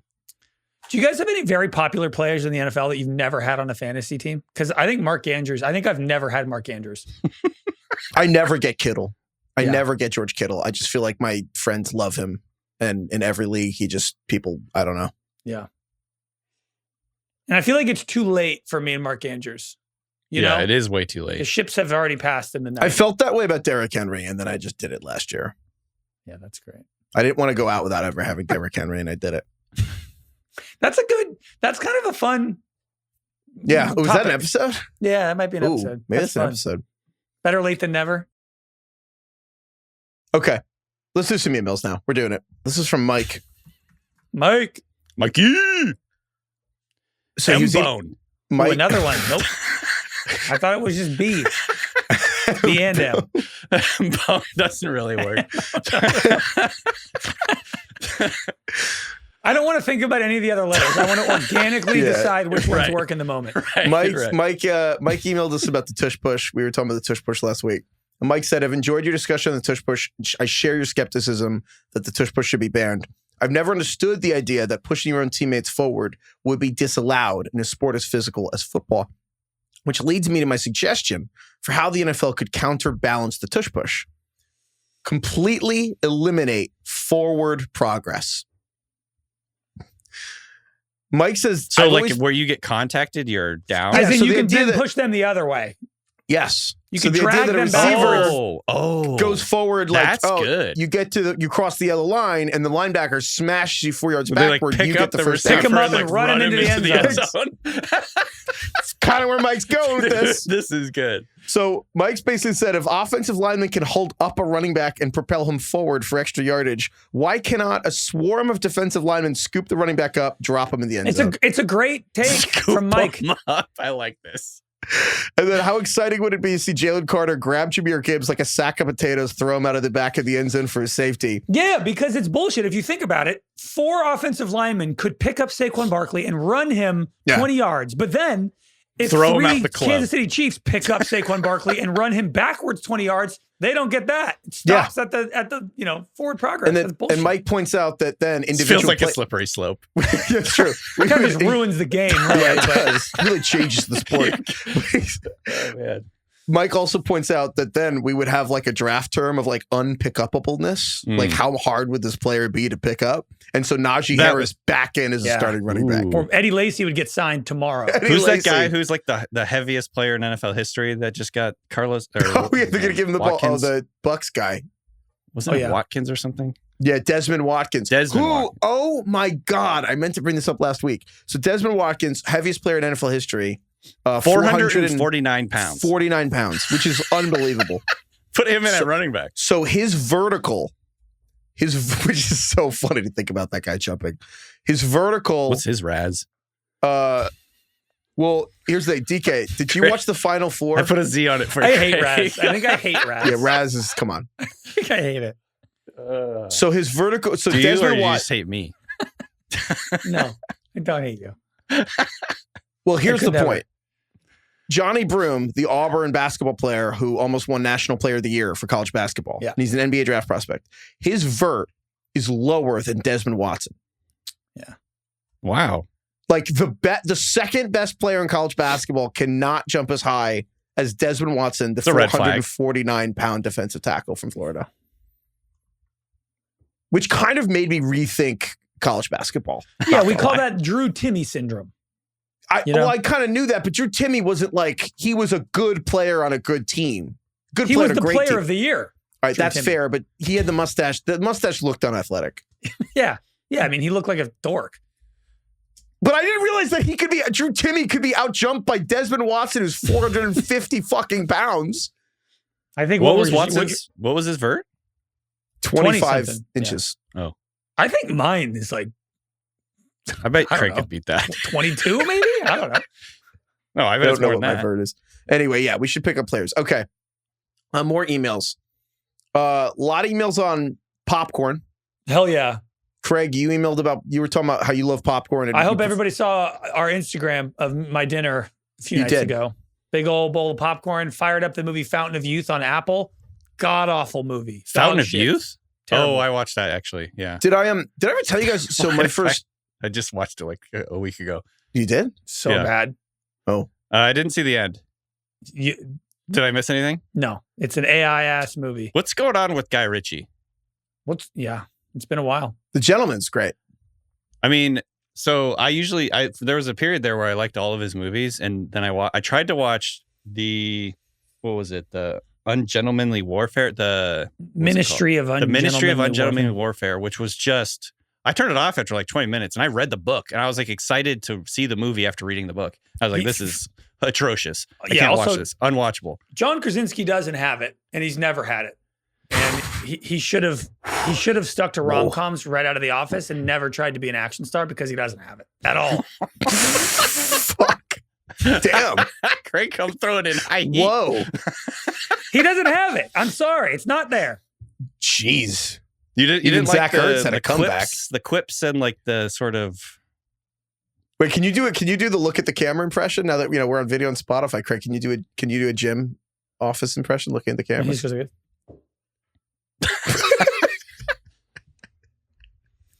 Yeah, But man. yeah, Craig, that movie was pretty awesome. That's like the Brock Purdy of shows where it's like anyone could have done that. Well, The Office. Anyone could have been Jim. Yeah. That's where you're going with this. I think he was charming in The Office and had good comedic timing. But yeah, he clearly was like, I want to be a huge movie action star, and it's not there. Like he thinks he's like Harrison Ford or something. It's But not even close. the Quiet Place did so well. I thought that. But that's I thought not that was that huge. is not because John Krasinski's a star. It's because the premise of the movie is fantastic. It's just like a great That's idea. cool, It's well though. made. Yeah, it has nothing to do with like anybody. John Krasinski does not need to be in that movie. Do you think he's an A-lister? No. What does A-lister mean? Because You I have to feel have a like when I think of certain A-lister, I think of like The cachet. Rock to me is like the An classic. A-lister to me is somebody who is extremely famous and can open a movie. So maybe The Rock isn't in that anymore. No, well, maybe not anymore. No, I'm but- kidding. Well, I don't know if The Rock can open a movie now, but yeah, like I don't think John Krasinski can open a movie. They spent $200 million on that movie Fountain of Youth, didn't put it in theaters. 200 million? What? $200 million. It didn't go to theaters. This is what? Mm-hmm. So why can I? All right, are we going to do the Hollywood movie? Can thing? Craig, can I guess here? And this is going to be spoilers. So if you haven't watched it yet and you don't want to know the spoilers, watch Fountain Again, of Youth? it is the most like watered down AI wannabe Indiana Jones Yeah, it's- crap. How did they spend hold on. $200 I want million? because I turned it Never off. heard of it. I turned it off when they were going into the pyramid. Yeah, they go My underground. guess, the whole movie is Yeah. that Domhnall Gleeson is the villain. Correct. Got it. Okay, so there we he's go. lying about his cancer. I was like, okay, well. And he just wants like, the power of the Fountain of Youth. Yeah, but then, can you guess what that's happens? maybe obvious. Can you guess how it goes? Oh, I did see the trailer for this It's basically National Treasure, but also way worse. Is this what Aaron Rodgers has been doing in Egypt? He takes the wait. So only he tries to take it and then sell it. No, Or he he wants it like so the he can stay power of alive? it. He wants to live It forever. kills Why him, would right? you sell it? No, I don't think he wants to sell it. He wants to Because you just could drink make it. fucking billions of dollars. To Would you sell rather have eternal immortality? youth? No, or you could drink it and sell it. But it's Oh, it's that's basically smart. like a ripoff of National Treasure mixed with Last Crusade, and it's like classic, like Krasinski. Does he drinks it. melt like when he Yeah, takes it? basically. Really? Yeah, Really? yeah, I'm just guessing. Are you kidding me? yeah. Because he like doesn't believe. It's like if you drink it, it's like this whole thing where it's like if you drink the Fountain of Youth, you will live forever and gain immortality, but like the people you love will die, and so it's obviously a decision you have to make. But if you don't love anybody and you love yourself only, then you will die. And Domhnall Gleeson, of course, you find out, oh, okay, he loves himself more than anybody else. So He then loves dies. him. Yeah. Terrible Well, movie. I'm glad I didn't watch the rest. Also, like Terrible movie. DK, didn't you find it weird that John Krasinski and Natalie Portman played brother and sister? Yeah. I'm like, what's that about? Like, but like, who wants to watch a brother Like, and sister yeah, go like- on an adventure? Right. Like, why aren't they a love interest? Yeah. And the whole movie, It's they're fair. like, remember what Dad used to say? It's not about the destination, it's the journey. Have I'm I like, given you, Craig? what are you doing? I've meant to run this theory by you. We've talked so much about Fountain of Youth. So I have so many questions. Like, I don't know how you spend $200 million just saying that doesn't go to theaters, but I guess I that's just how the thought- world works now. The part where they raised the ship, the Lusitania or whatever ship it was. They I was raised like- the Lusitania. I'm like, Yeah. come on. In this You've lost movie? me. What are we doing here? No wonder it cost $200 million. Here's how you do Um, it. You just have some balloons. That's all you need. They And then didn't even it'll really raise get the into ship. it. They just like yada yada it. And then it was on Yada the yada. surface. Yeah, it was very bizarre. I feel like there's so much content now. I feel like no one's reading these scripts. I No. feel like whatever the note process was of how they used, I think in the past, someone would have been like, shouldn't they not be related? And they're like, no, they're already filming. It's too This late. is a great take. This is what my dad always tells me. How Craig's mom is like, Craig, why don't you just make an app Yeah. and you could make billions of dollars? My dad constantly is always texting me and like saying, you should write a script. Mhm. You should see how shitty 90% of movies are or whatever. Like, how did they green light this and spend literally millions of dollars making this movie? The script is fucking terrible. The dialogue sucks, all this stuff. I'm like, actually, Dad, it's kind of hard to make it in Hollywood. Like, it's hard. It's kind of hard to like Actually, make Father. a movie in Hollywood. Yeah. So, but it's strangely, by contrast, weird how bad a lot of these scripts are. You'd think that there would be like better scripts. Well, and yet the terrible scripts from 20, 30 years ago made a lot of money. Like every Steven Seagal movie. Right. So it's just okay to spend $200 million on that movie? No, I That's don't. okay? No, I don't think anybody thinks it's okay. And I think that's a dying. I don't think anyone thinks Why it's did they okay. do that? They're trying to bring people to the streaming service, and it does work. It's probably if you look right now, it's probably the number one watch thing on Apple. And if people think that it's a big John Krasinski action flick, and you can just go right to Apple to watch it, it brings people to Apple, and then they see Severance and Ted Lasso and The Studio and blah blah blah. But I think that's starting to fade. Studios are starting to do that less and less because they're realizing. I mean, it's the most obvious thing in the world. Like even if it doesn't do that well in theaters. Like the movie costs $190 million. Dude, Even if it makes 100, like you get half your budget back in a month, and then you can put it on Apple, and people will probably still watch it. And by putting it in theaters, it advertises the movie. Anyway, I don't what were we talking about? I don't know. It's I why was like fucking Ryan Fountain of Johnson Youth. with, We were with talking about Knives Out popcorn. is like, I want Knives Out to be in theaters, and Netflix is like, no. This all started with popcorn. Yeah, great snack. Wait, so sorry, you were eating the popcorn to watch that movie? I'm actually Yeah. impressed you finished it. Yeah, finish the movie or the popcorn. Well, the movie. Yeah, I finish movies. I don't duck out of movies. All right. That's fair. So anyway, I respect popcorn the tips art. for Craig. I didn't mean to besmirch your movie watching. I can't believe you acumen. got all the way to the end. The pyramid, and you bailed. I had to go pick up Skippy at the airport. So I was just like, well, I'm not gonna lie. Tom Cruise was like climbing that Burj Khalifa, Mission Impossible. I fell asleep. I was like, this is bored.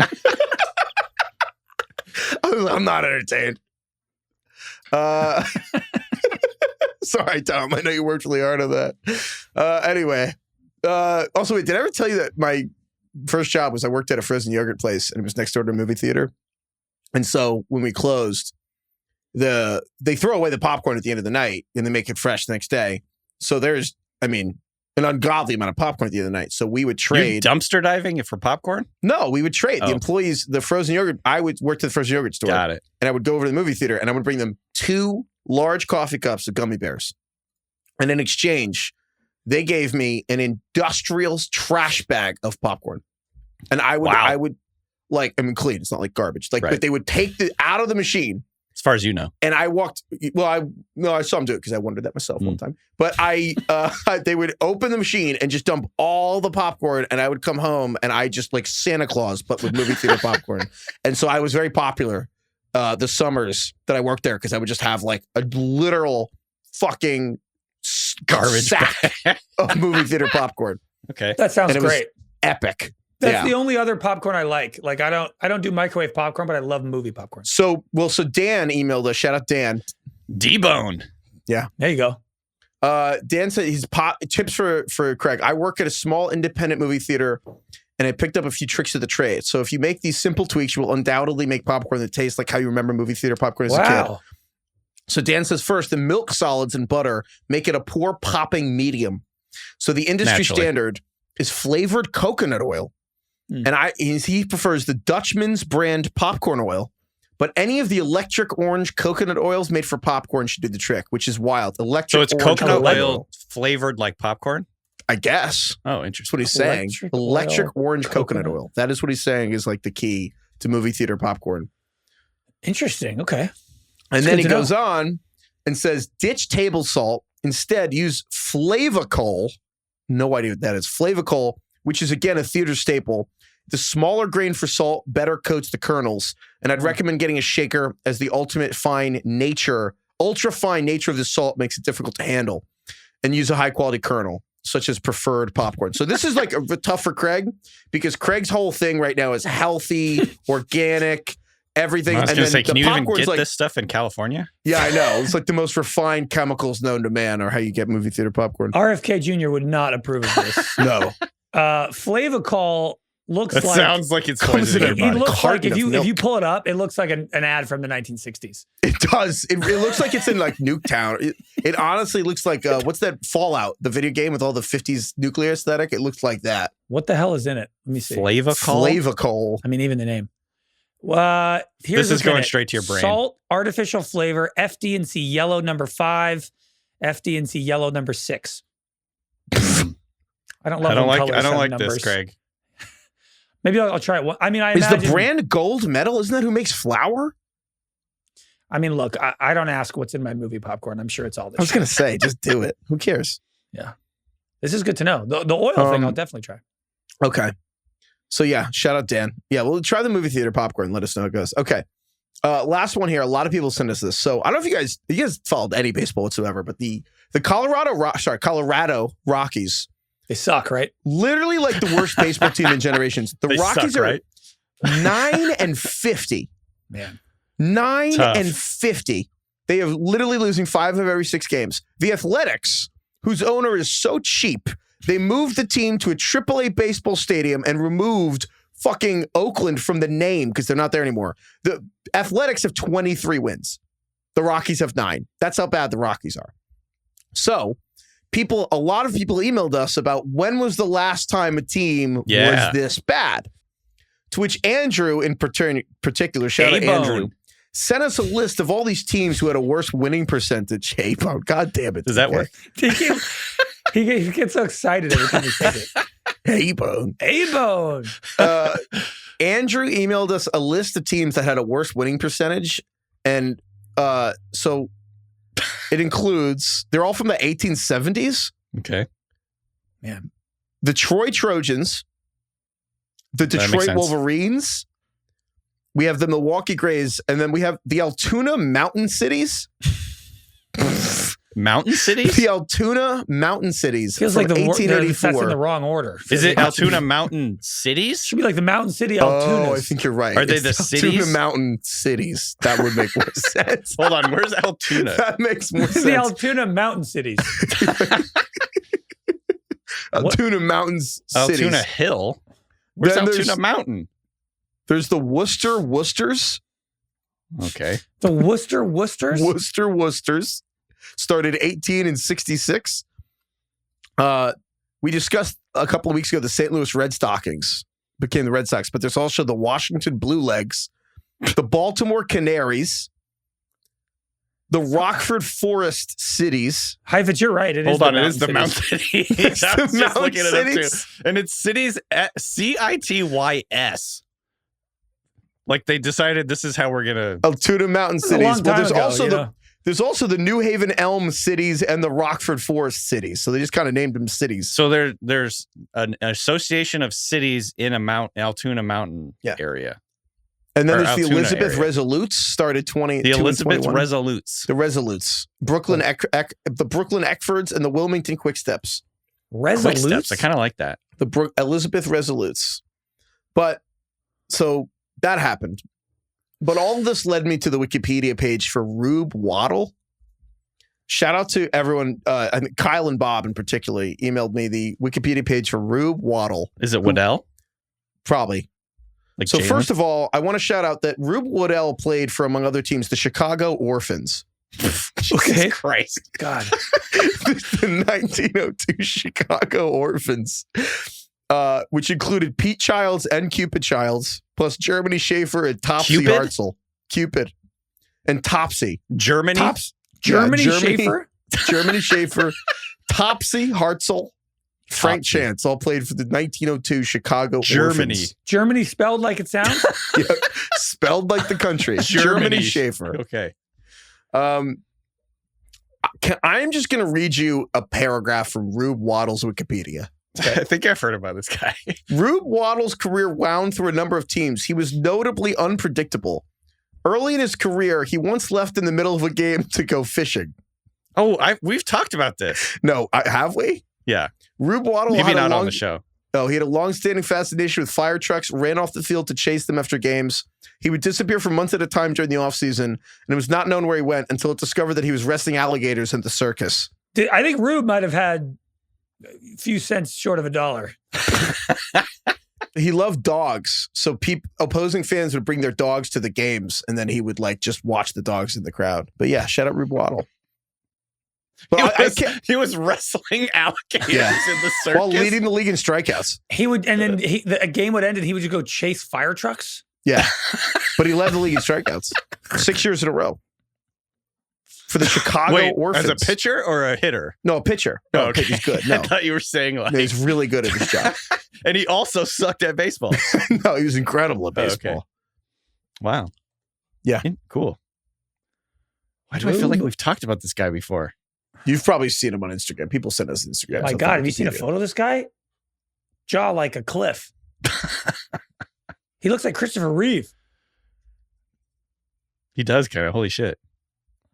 He looks like a guy named Germany. Oh, he died at 37. What happened? Yeah, he drank a lot.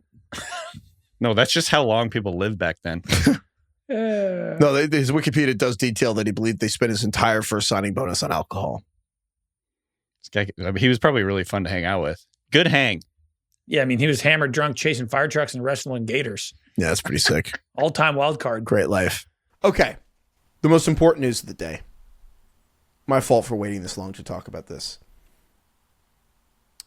Sydney Sweeney selling the bathwater soap. Did you see the Dr. Squatch? Did you see this, DK, that Sydney Yes. Sweeney's in an ad selling? Oh, you did. So the algorithm Wow. knows. Oh, he saw it. I mean, I heard about it. Yeah. Right. I can't, of all the Don Draper memes of the Don Draper, like, here's my pitch. Nothing's better than sell Sydney Sweeney's bathwater.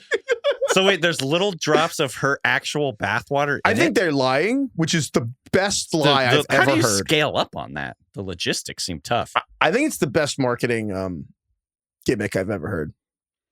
Yeah, it's going to work probably. For those sickos A out lot there. of fucking simps out there, guys. Yep.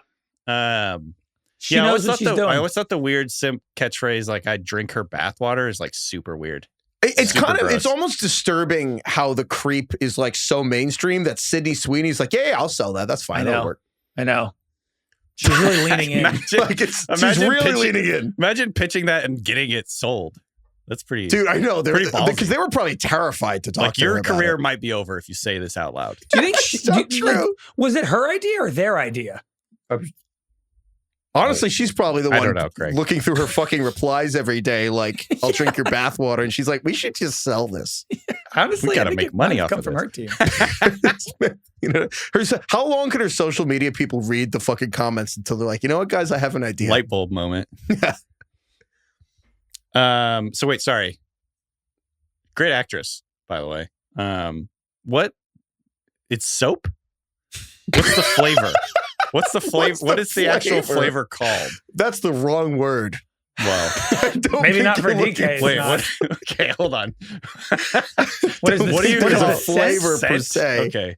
Well, Sydney Sweeney bathwater is a flavor, isn't it? It's the Gwyneth Paltrow It's a candle. soap. What is the scent? God. No, they did this to us. We're not weird. They're weird. What's the stupid brand? Sasquatch? This is how advertising works. Let me tell you. This I is how know. advertising works. Honestly, it's annoying, but Who knew what Dr. Squatch Can was? you It's like- actually buy this? I want somebody to actually buy this. It's like when Arby's sells vodka, and I don't know. desperately I try don't to believe get some, you and can they're actually sold buy out. this. it's at the front of, if you go to drsquatch.com, it is right in front of your face. By I the might way, send this to one it's- of your addresses and like let your wife find it. I'm reading. Send it to all your friends. He's like, honey, did you order this? Wants to see the world burn. Okay. It's Imagine medium Liz grit. opening a Medium package grit, by and the way. You know what? Sydney's bathwater bliss. It might be, unfortunately, like real in a gross way because it's extremely limited edition. So it says you have to enter for a chance to win. That makes it worse. So she might have actually been somewhere and like hopped in 6 pools of water and then hopped out. That actually is like disturbing. I kind of preferred if it was fake. That makes it. I kind of don't want it to be real. That's really weird. Yeah. Sydney's bathwater is listed as the narrative element on the ingredient list, which calls it one of nature's fine Narrative element? a The fuck is narrative that? element, which doesn't sound real. No. That That's sounds like the a very lawyers got That sounds like a specific- lie. Yes. It's like the legal term for we made it up. Lawyers are like, okay. It's an ingredient It's in like, what? spirit. He's like, why did I go to law school? Yeah, for like this? they spent a long time like defining what the word ingredient really means. Can an ingredient be a I have the worst vibe? fucking attorneys. Yeah. Can Imagine an the ingredient fucking- be a feeling? Maybe. A narrative ingredient. That's actually fucking crazy. When she said in a release, when your fans start asking for your bathwater, you can either ignore it or turn it into bar of Dr. Squatch soap. The absolute low point. I know. This might be the nadir. Britney It's all Spears up- was just too early. Britney all Spears up is here. like, damn. I Can just we go want on to the know. record that this is weird? I wanna feel know like if I it's didn't say real. that enough. It's super fucking weird. This is bizarre. I'm like I actually think that this is like a little mile marker week for culture. We can We're kind kind of at a mark weird this like point now. this is I think we're downhill. You think? there's a lot of like the stuff in pop culture is we're towing a line. Yeah. You're just When you see people with blurring their feet on social media, we might be towing a line, Craig, that happened. Oh my god! I didn't even know that's a thing. because you can sell it. We Let's were be at the honest. beach in France.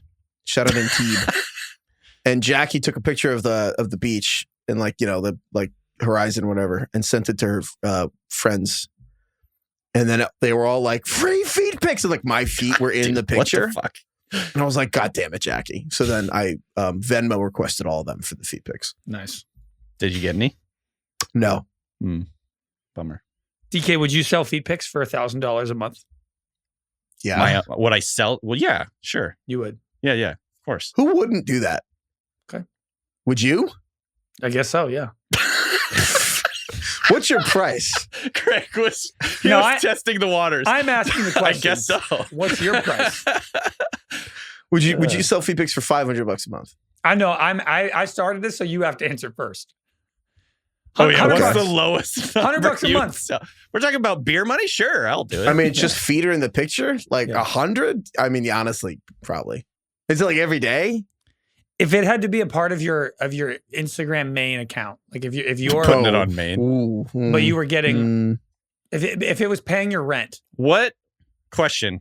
What is the general reaction to the public to my selling feet pics?